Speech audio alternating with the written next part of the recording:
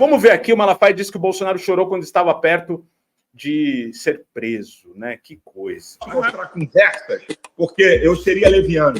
Mas eu vou dizer para você, nesses últimos 15 dias, eu bati em Bolsonaro com tanta força no Zap, e sabe por que ele não me bloqueou? E por que não me xingou? Porque ele reconhece que eu sou um cara honesto, sou um apoiador de primeira hora, defendi ele nos momentos mais cruciais e críticos. Ele estava chorando depressivo em Mambucaba, perto de ser preso. Liguei para ele e falei, vai ficar chorando aí? Vamos para a rua, cara. Ele chorou 5 minutos comigo no telefone, antes de abrir a boca. No visor como eu estou com você. Falei, não... Porque com medo de ser preso? Hã? Medo de ser preso? Não é medo. Eu estou dizendo, ele estava depressivo porque as pessoas em volta dele foram tudo presas. E ele estava na iminência de ser, ele estava depressivo, angustiado. Eu falei, vai ficar aí chorando em Mambucaba? Vamos para a rua. Mas como é? Ele estava desnorteado. Como é que vai ser? Deixa comigo. Só preciso que você grave um vídeo para convocar o povo. E ele disse que ele é honesto. O Bolsonaro tem defeitos. 2 coisas dele. Ele é humilde, isso é uma coisa dele, e ele não é um cara desonesto, não é soberbo. Falou para todo mundo, para a imprensa. Se não fosse o Malafaia, não ia ter manifestação dia 25 de fevereiro. Então ele me respeita. Por quê? Porque só quem defendeu esse cara diante de ministro Alexandre de Moraes como eu. Então, ele me respeita. Agora, eu questionei ele durissimamente por essa postura. O senhor perdeu o respeito por ele? O senhor perdeu o respeito por ele? O senhor perdeu o respeito? Sabe por que eu mantenho o respeito? Eu vou te explicar por quê. Eu aprendi isso naquilo que são meus princípios. Imagina os princípios do Malafaia. Primeiro que poderia estar com a câmera mais bem estruturada. Caralho, mano. Sabe nem enquadrar a câmera, velho do caralho. Não consegue enquadrar uma porra de uma imagem, mano. Vive disso, de ficar gravando videozinho falando merda o dia inteiro. Porra. Princípios, meus princípios. A gente conhece os seus princípios, Malafaia. Sabe, eu aprendi isso com meu sogro e com meu pai. Foram 2 caras extraordinários, pastores que eu não chego nem no fiapo de unha deles. Porra, imagino que era o pai e o avô do Malafaia, então, hein? São pastores que ele não chegava nem no pé, assim. Jesus amado. Porra, então ele é muito ruim mesmo. Eles me ensinaram assim, Silas, um homem tem direito de errar. Você não pode destruir a história de um homem por causa de um erro. Ele tem direito de errar. Mas foi uma decepção, de qualquer forma, né? Para mim, foi uma... E eu disse para ele, Mônica, eu não estou falando nada para você que eu seria covarde se não dissesse para Bolsonaro. E ele lesse agora o que você escreveu. Bolsonaro chora, geme, e chora e geme. Ele volta aqui numa outra frase, fala: Bolsonaro é um fenômeno de direita, era prostituta antes dele, diz Malafaia. Vamos ver aqui. E ele ainda falou mal do Nicolas, tá? Ele ainda falou mal também do Marco Feliciano, do Magno Malta. Ele falou mal de todos esses. Por que que ele falou mal? Porque, de acordo com ele, o Nicolas agora cultiva os Nicolas Minions. É ciúme de macho que ele tá tendo, tá? Porque o Nicolas tá crescendo, tem os seus fanáticos pelo deputado federal e está se desgarrando do Bolsonaro propriamente dito. E ele chegou a falar durante a eleição que o Ricardo Nunes era um copo de veneno, mas o Marçal era o copo de algo que a gente não sabia o que tinha dentro. Sim. Bom, podia ter água de chuca, esperma, podia ter água de rio, enfim, né? Não se sabe o que tem dentro, mas ele resolveu experimentar. E o Marco Feliciano também foi meio um pé em cada canoa durante a eleição, ele que é deputado federal aqui em São Paulo, e o Magno Malta não se posicionou contra o Marçal. No fim das contas, o que irritou o Silas Malafaia é que vários bolsonaristas acenaram para o Marçal durante a eleição e foram contra aquilo que o partido pregou. E o próprio Bolsonaro também chegou lá em Curitiba e falou para Cristina Grêmio que ela poderia sair por aí anunciando que era candidata dele, sendo que o acordo do partido foi outro. Foi com o candidato do Greca. Então o próprio Bolsonaro abriu precedente para isso. do Bolsonaro não fica questionada e questionável depois de tudo isso?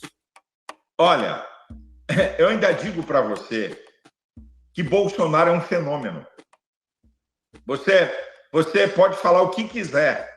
Ele ainda tem, como a gente diz, ele ainda tem muita gasolina no tanque. Tá. É aquilo. Teu carro tem o tanque cheio. Perdeu um quarto, mas tem gasolina pra caramba. Então, ele perdeu alguma coisa, porque o povo está olhando. De um lado, de outro. Eu recebi muitos telefonemas, muitos zaps. Pastor, estou decepcionado com o Bolsonaro. Ele não podia ficar em cima do muro. Aí eu, que sou um aliado dele, falei, olha, de fato ele errou, mas ele ainda é um cara que merece a nossa confiança pela sua história. Eu vi um cara, esqueci o nome dele, um camarada de São José dos Campos que fugiu para não ser preso porque produzia vídeos, a casa dele foi invadida, eu esqueci o nome dele, está na América. Esse cara entrou de cabeça na campanha de Pablo Marçal.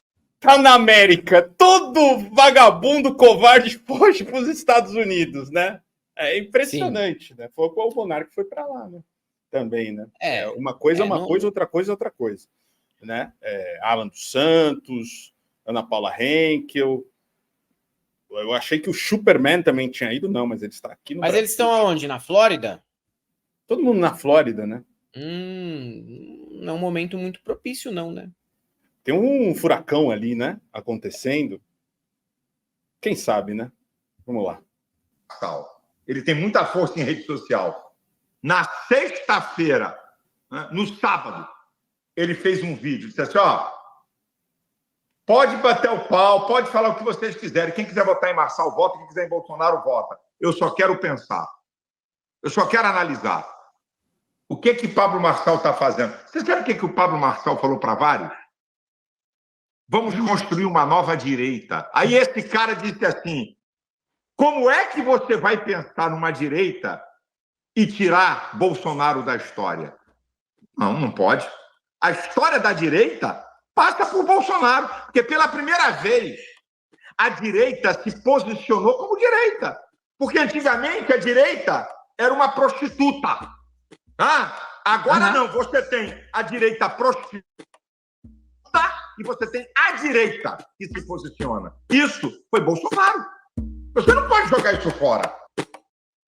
A direita que se posiciona a favor contra o aborto, a favor do racismo, a favor de partido nazista, né, contra os pobres.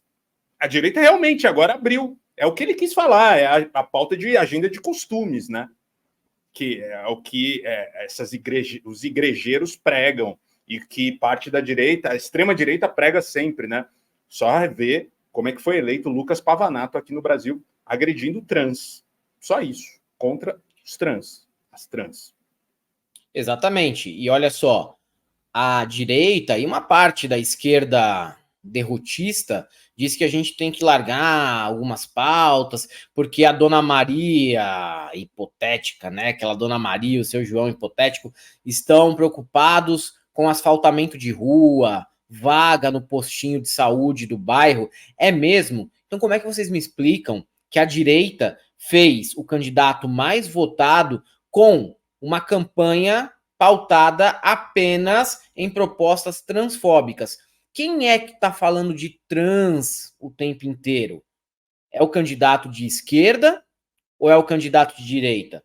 O pânico moral gerado em cima dessa pauta é alimentada o tempo inteiro pela direita. Então, a Dona Maria e o seu João hipotéticos aí, que vocês adoram citar, eles também estão votando por conta dessa pauta de pânico moral, enquanto a esquerda está colocando o pé no barro e falando de asfaltamento, falando de iluminação pública, de temas caros à municipalidade, né? Quem está aí criando todo esse espantalho é a direita, meu amigo. Não é a esquerda. A gente fala aqui que o identitarismo, ele é principalmente de direita. Por quê? Porque eles querem criar uma identidade nacional, e essa identidade nacional passa por exterminar as minorias. E a gente, como esquerda, não pode comprar o barulho deles, de forma alguma. É isso que eles fazem o tempo inteiro, o tempo todo. Vê aí os principais candidatos, mesmo aqueles candidatos trans, as candidatas trans. Veja só as pautas que eles apresentaram durante a campanha. Pode pegar candidatos trans aí que a gente teve pelo Brasil. Veja o que eles apresentaram durante a campanha. Se bobear, a bandeira trans, muitas vezes, nem era a principal pauta da pessoa. A pessoa estava falando sobre vaga em creche, enquanto um bostinha como esse Pavanato estava ali gerando pânico moral sobre a causa trans. Vocês entenderam?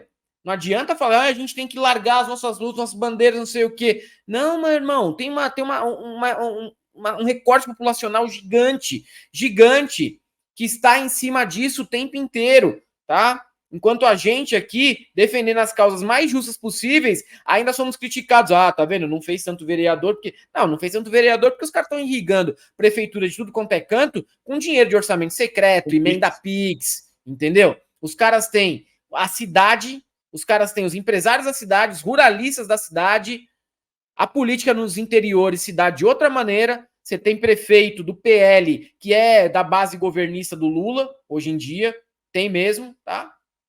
É diferente, é outra história. Esse jogo, ele não foi feito pra gente vencer. Assim como o jogo do judiciário, da justiça, também não é feito pra esquerda vencer. Então, quando a gente faz aqui a defesa sobre... Não era nem a defesa do monarca, tá, galera? A gente fez aqui um posicionamento dizendo que a decisão em relação ao monarca foi exagerada. Há uma diferença. O monarca a gente quer que se foda. Mas a gente faz esse tipo de posicionamento porque, enquanto esquerda, a gente não pode achar que o jogo ele é sempre positivo e pende para o nosso lado. Muito pelo contrário, tanto o jogo do judiciário quanto o jogo político, eles foram feitos para que a direita, para que a burguesia vença, e não para que a esquerda vença. Então, muito cuidado para a gente não abrir precedentes aí que depois venham no meio do nosso rabo. Sem dúvida. Vamos ver mais algumas falas aqui, ele falando que porcaria de líder é esse, Bolsonaro. Vamos ver aqui, ó. Eita. Espera. A maior decepção. Jair Messias Bolsonaro. Essa, para mim, é a maior decepção. Por quê? Ô, Mônica, a política é feita, um político é reconhecido no mundo político por seus posicionamentos. Qual é a sinalização que Bolsonaro passou? Eu não sou confiável nos meus apoios. E ele não é. Hã? Ele não é. Então, ele não é. Ele passou essa mensagem para o mundo, primeiro o mundo político, depois eu vou falar para o povo. Você descobriu agora, o Silas Malafaia, mas você é burro mesmo, hein? Seu pai já devia ser um burrão. Seu avô mais burro ainda. Se você não é nem... Você realmente é muito burro. Porque descobriu que o Bolsonaro tem uma palavra que não cabe ao Bolsonaro. Confiável. Não existe a palavra Bolsonaro. E o pai e o avô dele não são muito confiáveis também, né? Não são lá grandes coisas. Quem? O pai e o avô dele não são lá grandes coisas também. Não são. Porque... Se ele é assim... Pô, se seus pais são melhores que você, imagino que sim. Né? Porque burro desse jeito...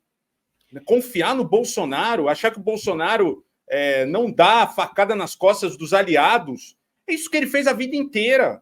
A vida inteira foi isso. No mundo político, ele passou a seguinte mensagem: eu não sou confiável. Quem é que vai fazer aliança com um cara que não é confiável? O que ele fez em São Paulo e no Paraná é uma vergonha. Em São Paulo, em cima do muro. No Paraná, ele tem candidato a vice numa chapa e declarou: olha, a mulher lá pode usar meu nome. Finalizou duplamente. Gente, isso não é papel de um líder da direita de nível maior. Eu apoio o Bolsonaro, mas eu já disse, eu sou aliado e não alienado. Ele tem meu apoio, mas as atitudes dele nessas duas eleições, e em São Paulo, ficou em cima do muro, fazendo duas sinalizações. Ontem, quando ele deu aquela resposta que foram perguntar a ele de manhã, vem cá, e se o Nunes não passar, você apoia o Marçal? Contra Boulos, qualquer um. Ele é inteligente, eu apoio ele. Eu falei para ele, eu mandei um zap, você se tornou o maior boca de urna para Marçal. Como você diz que ele é inteligente e apoia um canalha que falsificou documento, que quer dividir a direita e o voto evangélico, que ora fala bem de você e mal, você dá uma palavra dessa, sabe qual vai ser a sua resposta? Não vai ter segundo turno. Não, ele não vai para o segundo turno, porque o povo de São Paulo é um povo honesto que não vai votar em mau caráter. Essa era a resposta dele. Ele não é criança. Sabe o que ele fez? Jogando para os dois lados. Eu desafio. Entra nas redes de Bolsonaro e dos filhos dele.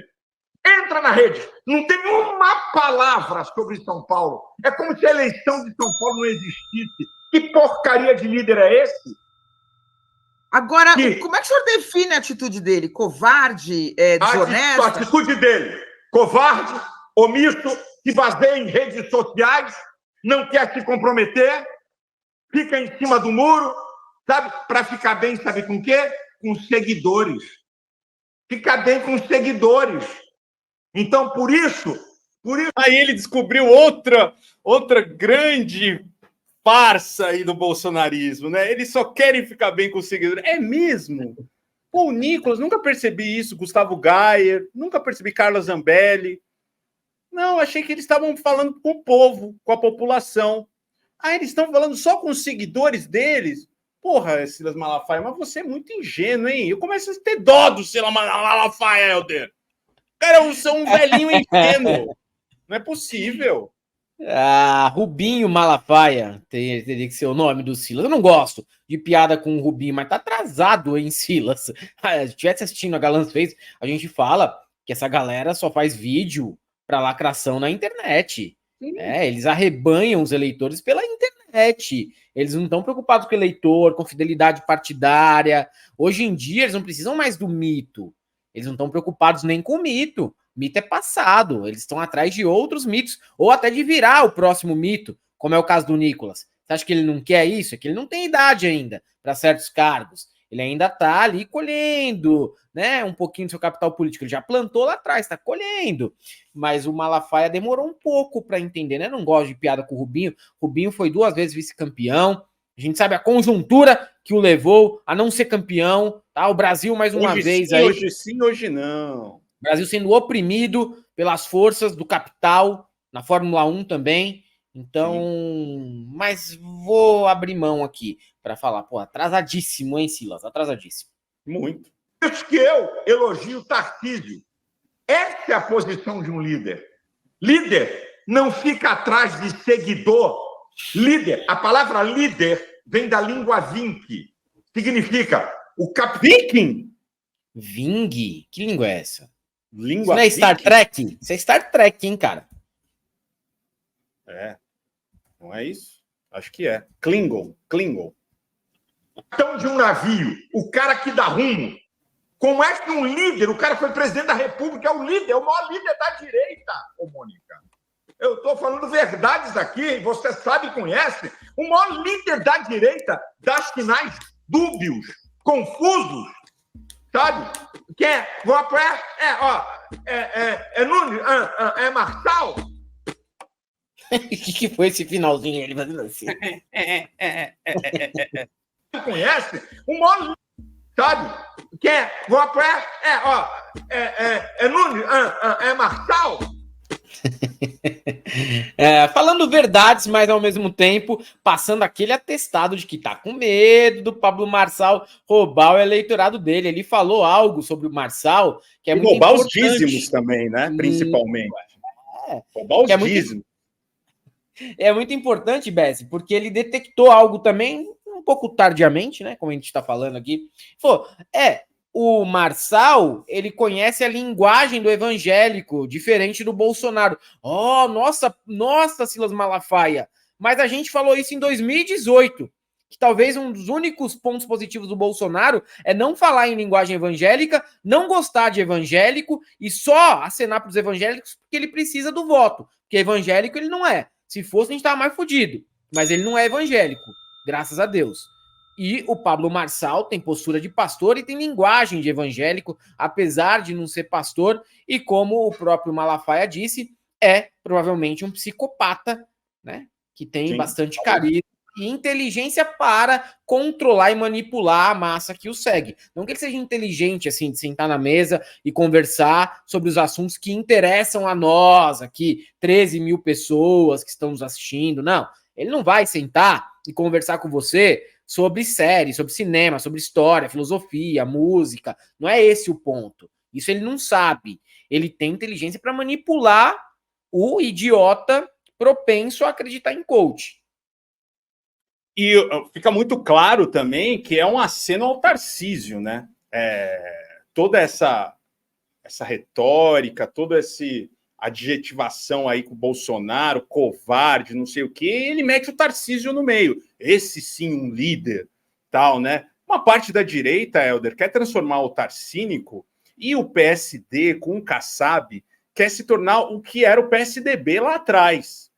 E já se tornou, tá? Porque é o partido que fez mais prefeituras no Brasil, mais de 800 prefeituras pelo Brasil todo.